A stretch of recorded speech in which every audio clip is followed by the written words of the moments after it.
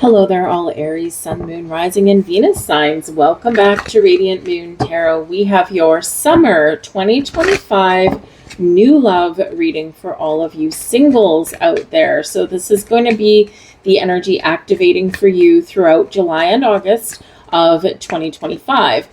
So we want to keep an eye on Venus, right? So July 4th, if you're seeing this reading early July 4th, we have Venus at its final degree in Taurus, making a conjunction with Uranus in Taurus. So unexpected directions, follow your heart, and explore the road less traveled.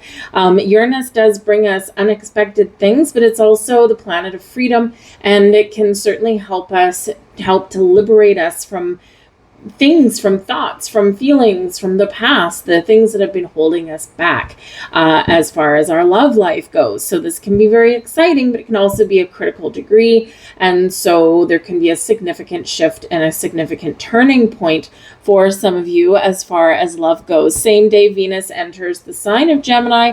So in the coming weeks, conversations can open doors to love and romance, make new friends, or a friend could perhaps become a romantic interest. July 7th, Uranus enters Gemini. So the next few months, all right, is going to be the beginning of a new era. A lot of fresh energy coming in here with these planetary shifts. We've got the beginning of a new era, sudden changes, which can lead to some revolutionary kind of energy, which can be very interesting for your love life.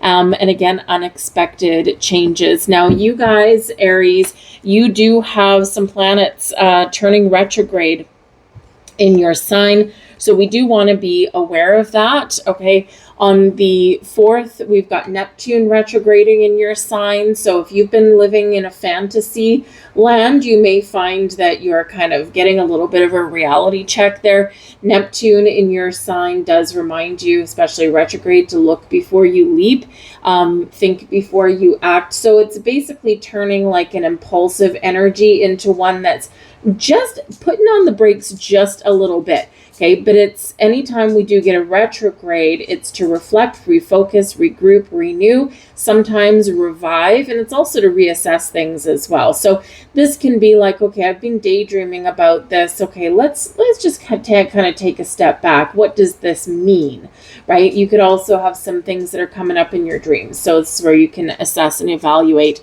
those things. But this can help you though, because of course Neptune can bring some things that aren't quite what they seem, and so just taking a little step back can really help you. Is this person what they seem?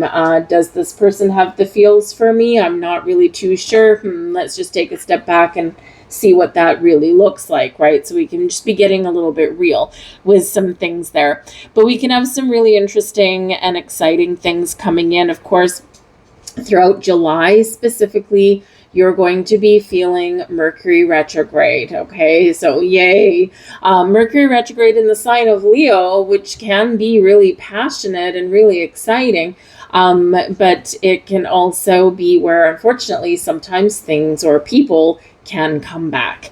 All right. Now, with this fresh energy, and especially Venus and Uranus both changing signs, they're both going to be in Gemini. I feel like it's out with the old, in with the new. And if someone does come back, either you're going to see through their illusion, Neptune, okay, you're going to see through their illusion, or you are going to get some closure. So if you've been longing for something, or you've been maybe filled with regret, you could get a little bit of a reality check, a wake-up call, if you will. And you're like, what am I doing? I got to move forward, right? Now, if you really believe someone has changed, maybe you will and welcome them back, but probably with some very significant rules and boundaries, okay? Because, of course, we do have Saturn retrograding in your sign there as well, and so this can really shake things up just a little bit. But we do have a new moon in Leo as well coming up in on the 24th of July. And so this can be really exciting. New beginnings, new people, new activities. Of course, it's summer in the Northern Hemisphere, so hopefully you're outside a little bit more. Sometimes it's a little bit easier to meet people when the weather's half decent. So you could be certainly meeting some people around there as well. And of course, we have another opportunity for a new moon to manifest, because we've got a new moon in Virgo on August 22nd, and that's the same day that Virgo season starts. So very powerful energy in the air. And on the 25th, Venus will be making another shift as well. So, we've got a lot of Venus activity in the air, and, a lot of really positive aspects. Not going to lie, there's probably also some challenging ones there as well. But let's focus on the positive and see what we can do to attract you some new love, shall we? We have action as your first card coming out. All right. Things are in alignment for you. Now, you see this, this is a little bit reminiscent of the Chariot card, right? Because we've got two horses, and typically the horses are in alignment, and this gets us moving forward. In this deck, the white horse can represent your spiritual self, or your feminine energy, right? And then the black horse is your masculine energy there, your physical self, right? And you see how one is just a little bit behind the other. So your thoughts, your feelings, your dreams, your intuition, all that is just a little bit ahead of your physical action. So we want to try and bring those back into alignment, right? And when we do get into alignment, boom, that's when the magic does happen. So this is reminding you to take some sort of action with your love life. And it can be anything from accepting an invitation to starting an online dating profile to going out with a couple of friends and just being a little more social, maybe joining a social group, whatever it happens to be. Okay, some sort of action is required on your part. This is also a period of heightened activity as far as your social life goes. So this can be super exciting. We have happy family coming up here as well. Card number 4. Now, happy family, this is your happy ever after card. Okay, so some of you, your outlook on your romantic life does have to do with building that happy family. Now, some of you might be in a position where you don't have any children or anything and you want to start a family. Some of you already have children and you could be attracting someone with children of their own, and then you would blend your family together, right? So, some of you have a lot more to consider in your romantic life than just your wants and your needs. And, of course, you can't necessarily help who you fall in love with, but let's face it, sometimes, we do need to put the little kiddos first, or at least we need to certainly consider their feelings and their needs as well. But with the happy family card, this is like anything is possible. Miracles and blessings and dreams can come about. This can also be where you're wanting to just spend a little bit more time with your family. And, perhaps you take your kids out somewhere and, go to the beach, right? This is at the beach.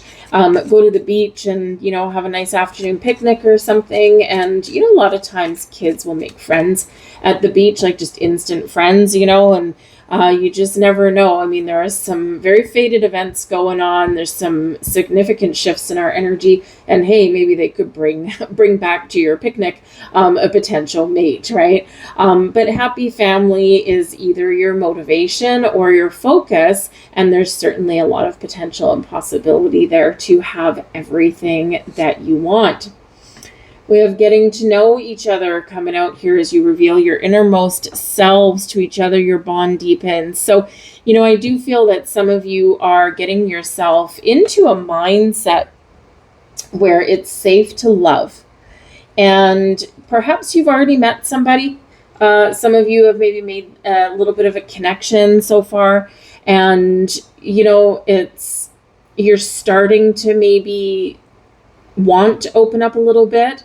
And, the thing is, we ask questions, we have conversations, and, because if we don't ask questions, how are you going to get to know somebody, right? So whether you're the one that's getting ready to open yourselves up or someone else is opening up to you, get to know each other. And this can certainly be Spirit's message for you, is to get to know each other first before jumping into things. And this is your Neptune retrograde, right? Ask questions, enjoy each other's company. Forget about timing of things. Let things unfold naturally. All right. Now, sometimes you might need to ask a whole bunch of questions to figure out someone's intentions, or to figure out who someone is or what it is that they want, especially if you're doing any online dating or speed dating. Is that still a thing? I think it might be. And sometimes you just need to kind of, talk to a whole bunch of people before you kind of find that right one. All right. But I do feel that some of you have maybe already made a little bit of a connection there, and maybe your bond is starting to deepen a little bit. So really trust your intuition as to whether it is safe to open up or not. Heart-to-heart conversations. Well, we've got a theme going on. Honestly, discuss your feelings with each other. Okay, so if you like somebody, just tell them. It doesn't need to be all lovey-dovey and mushy-gushy. It can just be something like, hey, you know what? I really enjoy your company, and I'd like to spend more time with you. Done. Right? We're good. Hey, they could say no. Maybe it won't necessarily reciprocate, but you never know unless you say it, or unless you put yourself out there a little bit.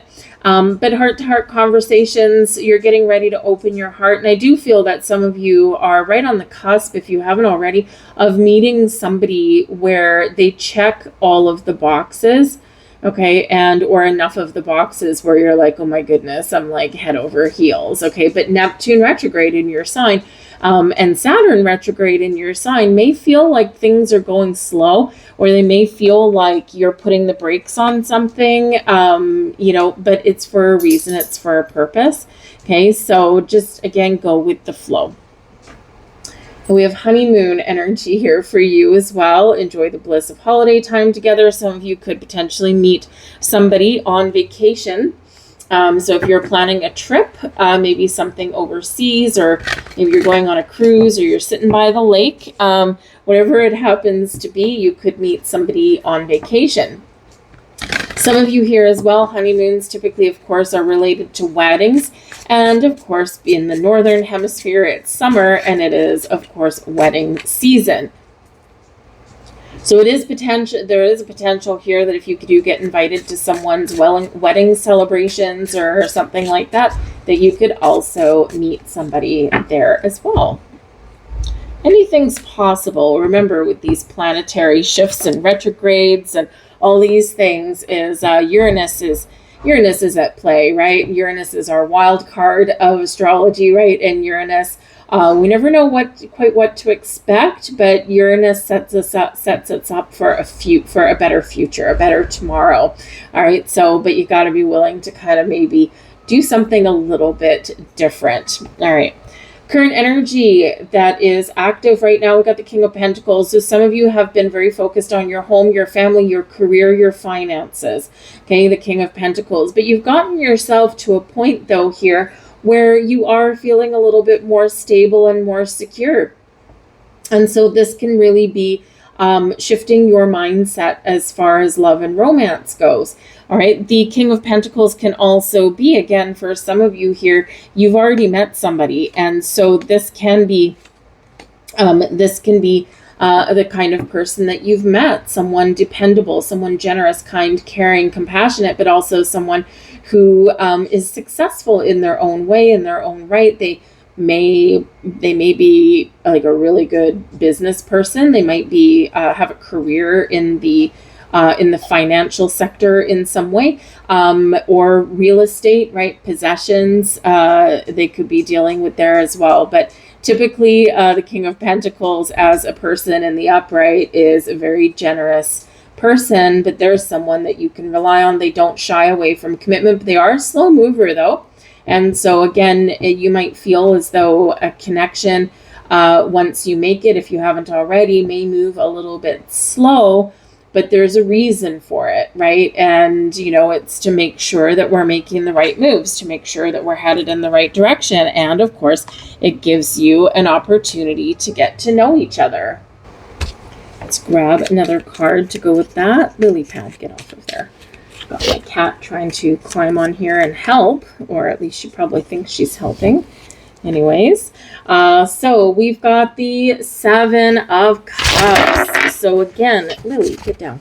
So again, are some of you living in a fantasy land? Are some of you here in this energy living a little bit more in your head than than out into reality? So again, we're going to get snapped back to reality a little bit when Saturn goes retrograde in your sign. That's the 12th of July, by the way. All right. But the Seven of Cups can also represent a little bit of fear. There's a lot of different people out there. There's a lot of different ways that you singles can meet somebody. There's a lot of potential connections, right? But when we get the Seven of Cups, it's like we want these things, we yearn for these things, but we procrastinate, we hesitate, we don't make a choice. Why? Fear, right? What if I choose wrong, right? What if something isn't what it seems?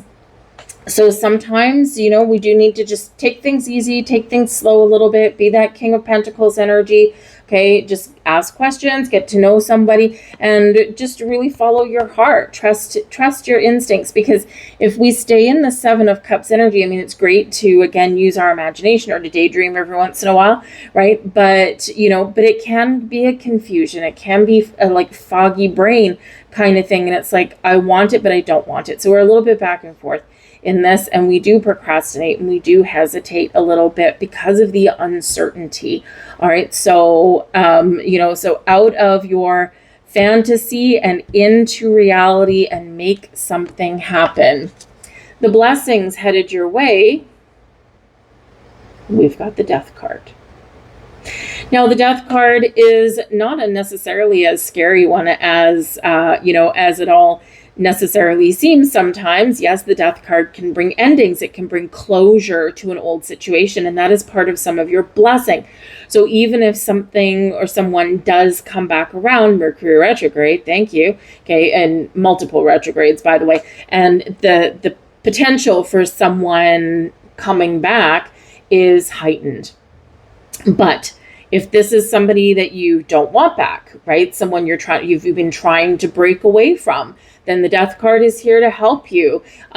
Your retrogrades are here to help you. Mercury retrograde is here to help you, and Uranus is definitely flying in to help you as well, to find freedom from those things. So the Death card, with that ending, that closure, allows you to move away, and it's positive change for you because you've evolved. You are no longer the same person with the same expectations, and you're like, nope, I'm moving forward, I'm out of here. And so it can be a really big blessing. And remember, this Death card is in your blessings position. New beginnings also come in with the Death card, and new beginnings that change your life in some way. It can be small, subtle ways. It can be a lot of small, subtle ways, or it can just be, wow, everything all at once. Okay, so the Death card does help us to learn and to grow and to change. And so the order of the day is change, right? And of course, planetary aspects, the order of the day is unexpected things, unexpected happenings. So really go with the flow. All right. Now, the Death card is also Scorpio energy. So some of you are potentially attracting a Scorpio person or someone with Scorpio placements, or it could just be a water sign.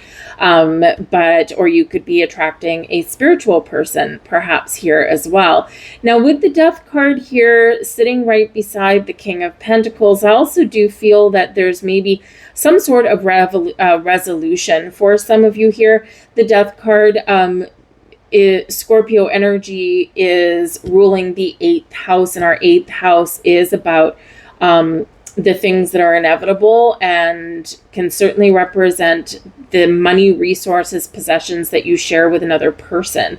Okay, and so for some of you here, your closure is moving on from a previous relationship, but you've divided up your assets here, and this allows you to move forward. And this could potentially be for you where this King of Pentacles comes in. Somebody who is maybe a real estate agent, somebody who is perhaps really good with money, an accountant, something like that, right? And, it's some money situation there that you've resolved now. So it could be the sale of a home. Thank you very much. That was the last thing tying me to my past person, and now I can move forward, right? So it's those kind of things. So if you share any money or resources or anything like that with another person, you could certainly be getting those resolved in the next couple of months. And resolved indeed, because with that we do have the Six of Swords. And the Six of Swords shows that there's been a time of trouble and strife. There's been some turbulence. There's been some challenges, some difficulties. But this is a card of moving forward, more peaceful times ahead, easier times ahead. And, some of you could be moving. You could be moving where you live. And this brings you to a new neighborhood, Uranus and Gemini. And you could just meet new people with that.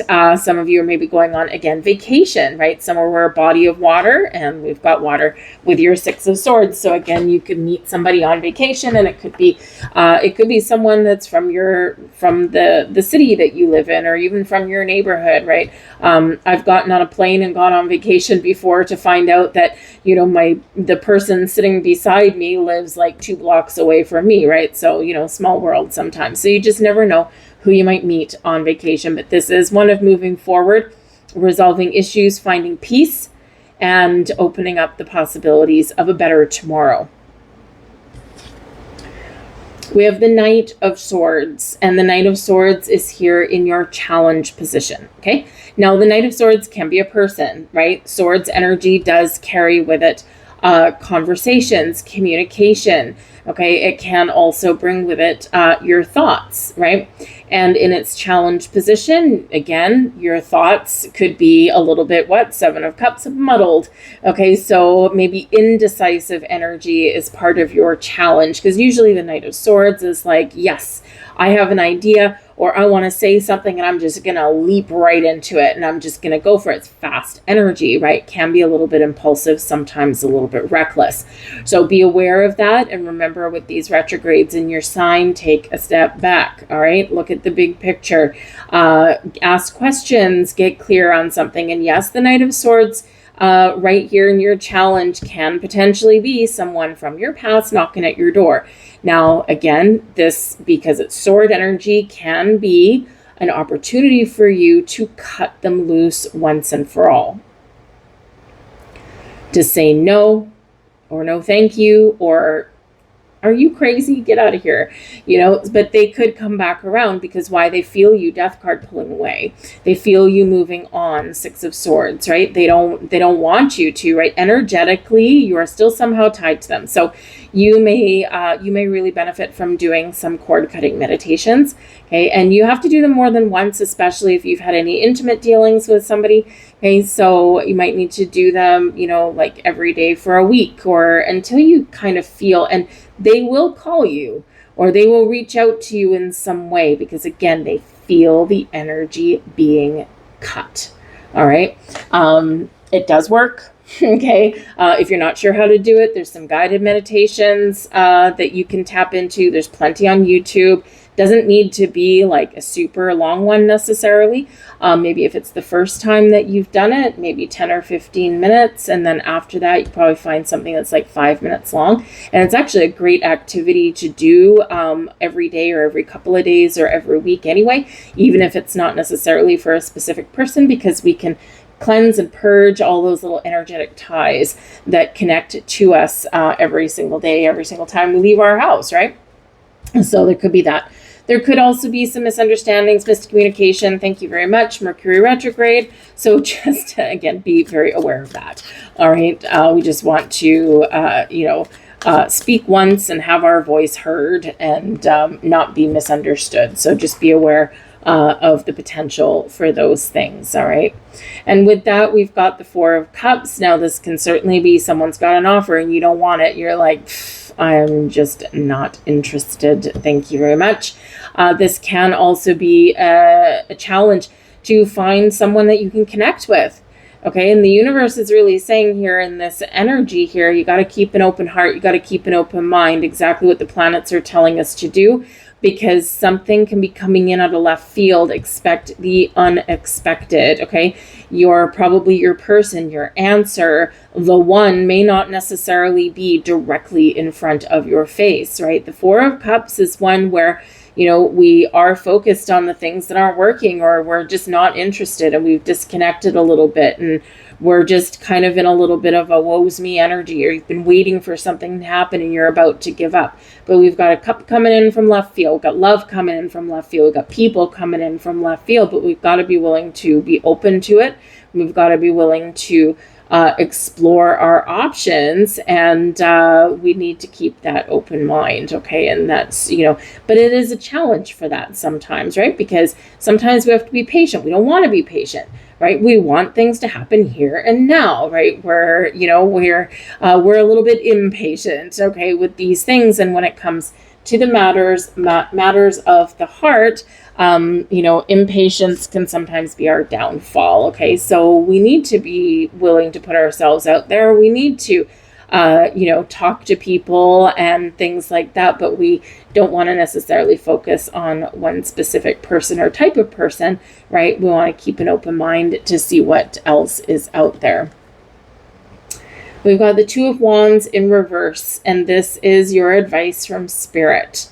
Okay, so when we have the Two of Wands, typically it's about knowing what you want, making a decision, keeping an open mind. Okay, this is in the reverse though. So this can certainly indicate, I don't know what I want. Seven of Cups, right?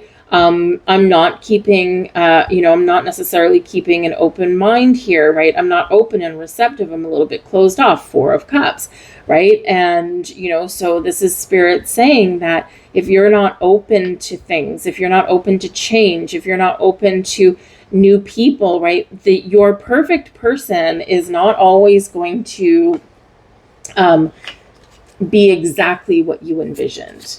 Because what happens, the universe brings us something a little bit better, right? So set your intentions. Be clear on what type of person you want to attract in, right? What type of person, what qualities do you want this person to have, right? Forget about, certainly things like age and things like that may be important, especially if you're wanting to start a family, that kind of thing. But, but sometimes it just doesn't matter. In the general scheme of things. So, what are those important things, and what are the things that, are like maybe a nice to have or something, right? But don't focus on the things you don't want, or we're going to keep this door closed. All right. Now, the Two of Wands in reverse can also represent that you have an opportunity to close a chapter. Okay, to close something down. We're leaving something behind and we're moving to a better tomorrow. And yes, it could certainly be a person. Okay, or it can just be the energy of that person, right? It's like, I see now what I need to do. I need to use this sword and I need to cut the energetic ties so I can move forward. But your wish might be about to be granted with the Nine of Cups. The Nine of Cups has shown up for you, which is, of course, your wish fulfillment card. It's one of feeling good, feeling fine as wine. It's one of feeling like everything is happening in the best of ways. And, of course, your wishes are being fulfilled. Embrace and embody this energy, this mindset, that anything is possible. I know that I'm going to find what I'm looking for. I don't know when it's going to happen. I don't know if it's going to be tomorrow. I don't know if it's going to be 6 months from now, but I just know. And also focus on your health, happiness, and well-being as well. Because when you do that, you radiate this beautiful energy out into the world. And what happens when you radiate energy out into the world? That is what attracts things back to you that match your energy. Okay, so attract what you want, change your energy, change your life, right? So that Nine of Cups is saying that you can have what you wished for, but you need to be open to it. So let's get a couple final cards here for you. And this is fated love energies coming out here. And let's see what the fates have to say. Self-love, right? Love yourself first. Do yourself something nice for yourself, right? Self-love, self-care. Never underestimate the power of that. Because when you're feeling good, again, you put all these wonderful vibes out there, and that is what you attract back to you. And when you love yourself, number one, that is number one. right? Loving yourself, being happy within yourself. And then anything you attract to you will enhance your happiness, but not be the sole cause of it, because you've already found that inside. And we have beautiful possibilities. Look at that. Things are opening up for you. There's your heart. It's open. It's welcoming. It's blossoming in the best of ways. Okay, so you've got a lot of potential and a lot of possibilities opening up for your love life. All right, very exciting for you guys. I'm going to leave all that there for you. I hope there was something here for you. If so, please do like, share, and subscribe. I thank you so very much for watching, and I wish you all the best in your quest for love. And I'll see you next time. Bye.